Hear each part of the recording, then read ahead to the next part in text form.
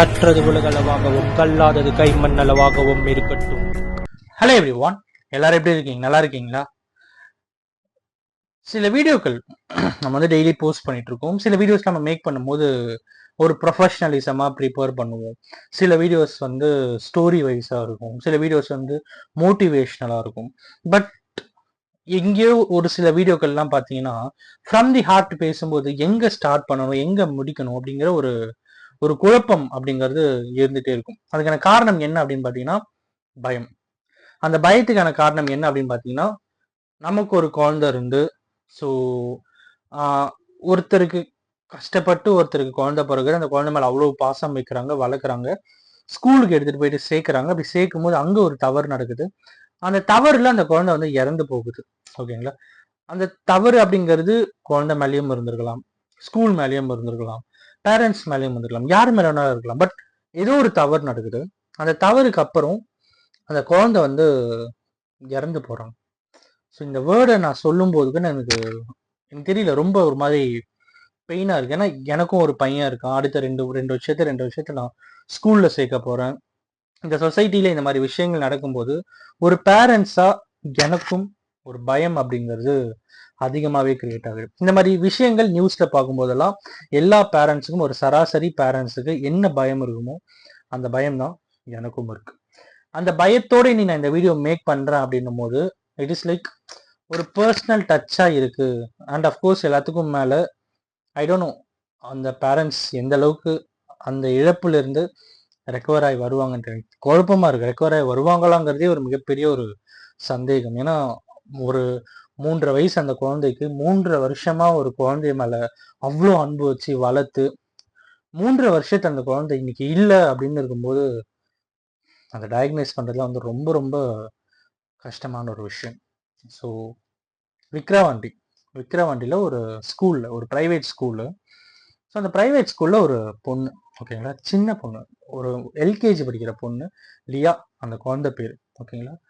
So Friday என்ன பண்றாங்க, அப்பா அம்மா வந்து ஸ்கூலுக்கு கூப்பிட்டு போகல, அவங்களோட ரிலேட்டிவ் தான் ஒருத்தர் வந்து ஸ்கூலுக்கு கூப்பிட்டு போறாங்க, அவங்களோட ஆன்டின்னு வச்சுப்போமே.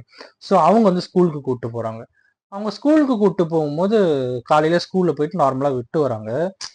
ஸ்கூலுக்கு போகும்போது அந்த குழந்தை சொல்லிட்டு போகுது, போன வெள்ளிக்கிழமை அந்த குழந்தை சொல்லிட்டு போகுது அவங்க அப்பா கிட்ட, அப்பா எனக்கு நாளைக்கு லீவு, ஸோ நாளைக்கு ஃபுல்லா நான் உங்க கூட தான் இருப்பேன், நீங்களும் நாளைக்கு ஃபுல்லா எங்க கூட தான் டைம் ஸ்பெண்ட் பண்ணணும், சரிங்களா அப்படின்னு சொல்லிட்டு அந்த குழந்தை ஸ்கூலுக்கு போகுது. அந்த குழந்தைக்கு அன்னைக்கு அந்த ஒரு மொமெண்ட் நடக்கும் அப்படின்னு சொல்லி யாருமே யோசிச்சிருக்க மாட்டாங்க.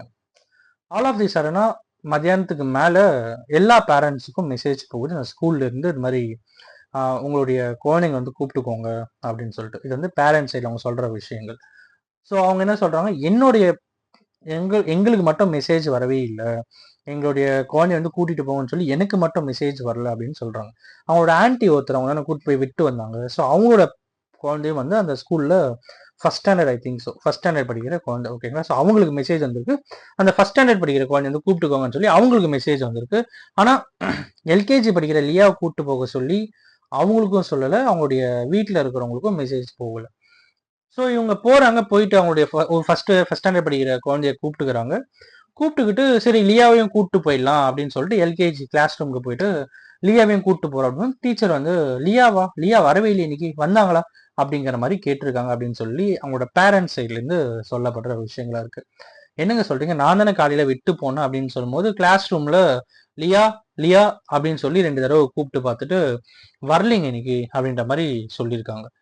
ஸோ அந்த மொமெண்ட்ல என்ன ஆகுது அப்படின்னு பார்த்தீங்கன்னா, அங்க இருக்கிற ஒரு பேசேஜ்ல ஒரு குழந்தைய கூட்டிட்டு இங்கேயும் அங்கேயும் சிலர் ஓடுற மாதிரி அந்த லேடி அவங்க வந்து பாக்குறாங்க. ஸோ பார்த்த அப்புறம் இது எல்லாமே வந்து அவங்களுடைய வேர்ஷன், அதாவது அந்த பேரண்ட்ஸோட வேர்ஷன், இவ்வளவு நான் சொல்லிட்டு இருக்கேன். அவங்க வந்து அதை பாக்குறாங்க, பார்த்துட்டு ரொம்ப கதறி அழுகுறாங்க. அழுதுட்டு அப்புறம் போய் பார்த்தா லியா. ஸோ அவசர அவசரமா பின்னாடி பேக் கேட்ல ஒரு கார் வருது, கார்ல அந்த குழந்தைய போட்டுட்டு ஹாஸ்பிட்டலுக்கு போறாங்க. ஹாஸ்பிட்டல் அந்த குழந்தை வந்து இறந்துருது அப்படின்ட்டு சொல்றாங்க. ஸோ அதுக்கப்புறம் எல்லாருக்கும் மெசேஜ் போகுது. ஸோ அவங்க சொல்ற குற்றச்சாட்டு என்னவா இருக்கு அப்படின்னு பார்த்தீங்கன்னா, நான் தானே விட்டு வந்தேன், அது எப்படி அவங்க வரலன்னு சொல்லுவாங்க அப்படிங்கிற மாதிரி ஒரு விஷயமா இருக்கு. ஸ்கூல் சைடில் சொல்ற விஷயம் என்ன அப்படின்னு பார்த்தீங்கன்னா, குழந்தை வந்து இந்த மாதிரி ரெஸ்ட் ரூம் போகணும்னு நினைச்சாங்களா என்னன்னு தெரியல. அங்க போகும்போது செப்டிக் டேங்க் ஒன்று இருந்தது. செப்டிக் டேங்கோட மேல இருந்த டோர் வந்து ஒரு மாதிரி துரு பிடிச்சி ரஸ்டடா இருந்தது. அந்த குழந்தை மேலே ஏறி நின்று உடஞ்சி குழந்தை உள்ள விழுந்துருச்சு. எல்லாருமே போயிட்டு பார்க்கும்போது அந்த குழந்தை வந்து செப்டிக் டேங்க் உள்ள இருந்தது. அப்புறம் ஸ்கூல்ல வேலை செய்யற எம்ப்ளாயர்ஸ் சிலர் தான் என்ன பண்ணாங்க, குச்சிலாம் விட்டு அந்த குழந்தைய உடனே உள்ள ஒருத்தர் குதிச்சு பார்த்தாங்க அப்படிங்கிறாங்க. சிலர் வந்து குச்சி வச்சு குழந்தைய மேலே தூக்குனாங்க அப்படிங்கிறாங்க. குழந்தைய மேலே தூக்கிட்டு இம்மீடியட்டாக அவங்க ஹாஸ்பிட்டல் கூப்பிட்டு போனோம். அந்த குழந்தை தவறிடுச்சு அப்படின்ட்டு அவங்க வந்து ஸ்கூல் சைடில் சொல்ற ஒரு விஷயமா இருக்கு. ஐ திங்க் இன்னைக்கு சில நியூஸ் பேப்பர்ல படிச்ச அந்த ஸ்கூல்ல இருக்கிற 3 பேர் வந்து அரெஸ்ட் பண்ணியிருக்காங்க அப்படிங்கிற மாதிரி இங்க ஒரு இன்ஃபர்மேஷன் படித்தேன். பட் அவங்க பேரண்ட்ஸ் சைடில் சொல்ற விஷயம் என்னவா இருக்கு அப்படின்னா, சரி ஓகே அப்படியே இருக்கட்டும், என் குழந்தை செப்டிக் டேங்க்லேயே வந்து இறந்ததா கூட இருக்கட்டும், ஆனா அந்த குழந்தை மேல ஒரு ஒரு கொஞ்சம் கூட ஈரம் படவில்லை, எங்கேயுமே ஈரமே இல்லை. செப்டிக் டேங்க்னா எந்த மாதிரி இருக்கும், அவங்களுடைய உடம்புலயும் அவங்க ட்ரெஸ்லயும் எந்த இடத்துலையுமே ஈரமே இல்லை அப்படின்ற மாதிரி அவங்களுடைய தரப்புல ஒருத்தர் வந்து சொல்றாங்க. இன்னொருத்தர் அவங்க என்ன சொல்றாங்க அப்படின்னு பாத்தீங்கன்னா, ரொம்பவே ட்ரையான ஸ்டேஜ் தான் அந்த குழந்தை இருந்தது. ஸோ அந்த குழந்தைக்கு வந்து எந்த ஒரு ஈரமும் இல்லை அப்படிங்கிற மாதிரி அவங்க சொல்றாங்க. அண்ட் அவங்க அந்த ஸ்கூல்ல இருக்கிற 15 பசங்க தான் அந்த கிளாஸ் ரூம்ல படிக்கிற பசங்களா இருக்காங்க. அவங்க கிட்ட கேட்கும்போது அவங்க என்ன சில பசங்க சொன்னாங்க அப்படின்ற மாதிரி பேரண்ட்ஸ் சைட்ல சொல்றாங்க. ஸோ அவங்க என்ன சொல்றாங்க அப்படின்னு பாத்தீங்கன்னா, இந்த மாதிரி இல்லை, நாங்க வந்து மிஸ் வந்து அவங்களை அடிச்சாங்க. அந்த அடிச்ச அப்புறம் அந்த குழந்தை வந்து மயங்கி கீழே விழுந்துருச்சு. அந்த டைம்ல டீச்சர் என்ன சொன்னாங்கன்னா, எல்லாரையும் கண்ணை மூடிட்டு 1 செகண்ட் ப்ரே பண்ணுங்கன்னு சொன்னாங்க. அப்படி ப்ரே பண்ண டைம்ல அந்த குழந்தைய அவசர அவசரமா தூக்கிட்டு போயிட்டாங்க அப்படின்ற மாதிரி அந்த ஸ்கூல்ல இருந்து கிளாஸ் ரூம்ல இருந்த ஸ்டூடெண்ட்ஸ் எல்கேஜி படிக்கிற பசங்களாம் சொன்னாங்க அப்படிங்கிற மாதிரி சில விஷயங்கள் வந்து வெளியே வருது. அதுக்கப்புறம் ரோட்ல எல்லாரும் போராடுறாங்க. போராடின அப்புறம் ஃப்ரைடே ஸோ குழந்தையோட ஃபர்ஸ்ட் போஸ்ட்மார்டம் ரிப்போர்ட்ல பிரைமரி ரிப்போர்ட்ல என்ன வருது அப்படின்னு பார்த்தீங்கன்னா, அந்த குழந்தையுடைய உள்ள கண்டென்ட்ல வந்து இந்த செப்டிக் டேங்கோடைய லிக்விட் ஃபார்ம்ஸ் வந்து இருக்கு அப்படிங்கிற மாதிரி ஒரு ரிப்போர்ட் வந்திருக்கு அப்படின்னும், அது ஃபைனலான ரிப்போர்ட் இல்லை அப்படிங்கிறதையும் அவங்க வந்து சொல்லியிருக்காங்க. அண்ட் அஃப்கோர்ஸ் எல்லாத்துக்கும் மேலே இந்த மாதிரி ஒரு விஷயம் நடந்ததுக்கு அப்புறம் அமைச்சர் அவர்கள் போயிட்டு 3 லேக் காம்பன்சேஷன் கொடுக்குறாங்க. அப்படி கொடுக்கும்போது அவங்க வந்து அந்த பணம் எங்களுக்கு வேண்டாம், எங்களுக்கு வந்து எங்கள் குழந்தை இறந்துக்கு வந்து நியாயம் வேணும் அப்படின்ற மாதிரி அவங்க வந்து சொல்லியிருக்காங்க அப்படின்ற மாதிரி பார்க்க முடியுது. ஸோ அதுக்கப்புறம் அவங்க ஸ்கூல்ல ஒரு பக்கம் என்ன சொல்றாங்கன்னா, செப்டிக் டேங்க்ல வந்து இறந்துட்டாங்க அப்படின்றாங்க. பேரண்ட்ஸ் இருக்கிற அலிகேஷன் வந்து செப்டிக் டேங்க்லாம் இல்லை, அங்கே வேற என்னமோ என் பொண்ணுக்கு நடந்திருக்கு, அதுக்கான நீதி கண்டிப்பாக எனக்கு வேணும் அப்படின்னு சொல்லி ஒரு பக்கம் அவங்க வந்து ஸ்டாண்ட் பையாக இருக்காங்க. ஸோ இதுதான் விக்கிரவாண்டியில் நடந்த ஒரு இஷ்யூ. ஸோ அதுக்கப்புறம் போஸ்ட்மார்ட்டம் பண்ணிட்டு அந்த குழந்தையோட உடல் வந்து அவங்க கிட்ட கொடுக்குறாங்க. அதுக்கப்புறம் நீங்கள் லியா லியா லக்ஷ்மின்னு போட்டாலே வீடியோஸ் வரும். ஸோ அவங்க வந்து அடக்கம் பண்ணுற வீடியோஸ் எல்லாமே வந்து நம்மளால யூடியூப்ல பார்க்க முடியுது. ரொம்ப ஒரு மாதிரி பெயினாக இருக்கு. ஸோ ஏன்னா நான் ஃபர்ஸ்டே சொன்ன மாதிரி தான். ஸோ எனக்கு மட்டும் இல்லை, ஸோ இங்கே இருக்கிற எல்லாருக்குமே ஒரு பயம் அப்படிங்கிறது கிரியேட் ஆகுது. கவர்மெண்ட் வந்து இது எந்த சைடு கண்டிப்பாக கவர்மெண்ட்டோடைய ஆக்ஷன் நீதியை நிலைநாட்டுவாங்க அப்படிங்கிறது எந்த ஒரு சந்தேகமும் இல்லை. அவங்க ப்ராப்பரான இன்வெஸ்டிகேஷன் போலீஸ் டிபார்ட்மெண்ட்டில் கண்டிப்பாக பண்ணுவாங்க அப்படிங்கிற நம்பிக்கையும் எனக்கு அதிகமாகவே இருக்குது. ப்ராப்பரான இன்வெஸ்டிகேஷன் பண்ணப்பட்டு அதுக்கான தண்டனையும் ஒரு பக்கம் கொடுக்கப்படும். பனிஷ்மெண்ட் அப்படிங்கிறது ஒரு பக்கம் இருந்தாலும் இந்த ரிஃபர்மேஷன் அப்படிங்கிறது ஒரு பக்கம் நம்ம எடுத்துகிட்டு வரலாம் அப்படின்னும் போது, ஒரு சிட்டிசனாக ஒரு குழந்தையோட பேரண்ட்ஸாக நான் சில ரிக்வெஸ்ட்டை இந்த வீடியோ மூலிமா எடுத்து வைக்கணும் அப்படின்னு நினைக்கிறேன். அது என்ன அப்படின்னு பார்த்தீங்கன்னா, ஃபர்ஸ்ட் வந்து இந்த மாதிரி தமிழ்நாடு ஃபுல்லாக இருக்கிற ப்ரைவேட் ஸ்கூல்ஸ், ஏன் இந்தியா ஃபுல்லாக இருக்கிற ப்ரைவேட் ஸ்கூல்ஸில் கவர்மெண்ட் இப்போ எப்படி ஆர்டிஓலாம் இருக்கும், நம்ம ஒன் ஒன்ஸ் இன் இயர் நம்ம போயிட்டு ரெனியூலாம் பண்ணுறோம். அது மாதிரி வந்து 6 months once, 3 months once, 6 months ஒன்ஸ்லாம் வந்து ஒரு ஆடிட் மாதிரி கண்டக்ட் பண்ணி, கவர்மெண்ட் சைட்லேருந்து ஒரு ஆடிட் மாதிரி கண்டக்ட் பண்ணி ஸ்கூலில் இருக்கிற முக்கியமான விஷயங்கள்லாம் ப்ராப்பராக இருக்கா அப்படின்ட்டு அனலைஸ் பண்ணணும், செக் பண்ணணும், கன்ஃபார்ம் பண்ணணும். ஸோ இஃப் இன்கேஸ் இல்லை அப்படின்னா ஸ்கூல் மேலே வந்து பனிஷ் பண்ணலாம். ஸோ இந்த மாதிரிலாம் நம்ம வந்து ப்ரிகாஷனரியான சில ஸ்டெப்ஸ் எடுக்க நம்மளுடைய ஃபியூச்சருக்கு அது நல்லதாக இருக்கும் அப்படின்னு சொல்லி எனக்கு தோணுச்சு. அண்ட் அஃப்கோர்ஸ் எல்லாமே வந்து எக்ஸ்பீரியன்ஸ் தான்.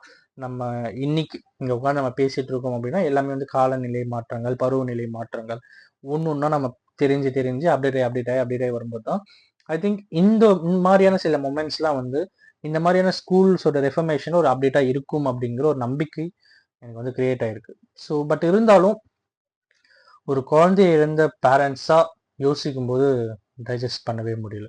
அவங்களுக்கு ஒரு பக்கம் தண்டனை கிடைக்கட்டும், அவங்களுக்கு ஒரு பக்கம் வந்து தண்டனை கிடைக்காமல் போகலாம், தண்டனை கிடைக்கலாம், இன்வெஸ்டிகேஷன்ஸ் போகும், இன்வெஸ்டிகேஷன் எது உண்மை எது பொய் அப்படிங்கிறது தெரிய வரும். அதை பொறுத்து கேஸோட ப்ரொசீடிங்ஸ் இருக்கும், அதெல்லாம் ஒரு பக்கம் இருக்கட்டும். பட் ஒரு பேரண்ட்ஸோட மென்டாலிட்டியா இன்னைக்கு என் கூட இருந்த குழந்தை என் கூட இல்லையே அப்படின்ட்டு யோசிக்கும் போது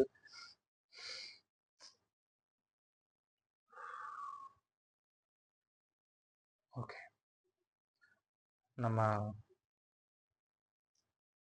எனக்கு தெரியல என்ன பேசுறது அப்படின்ட்டு.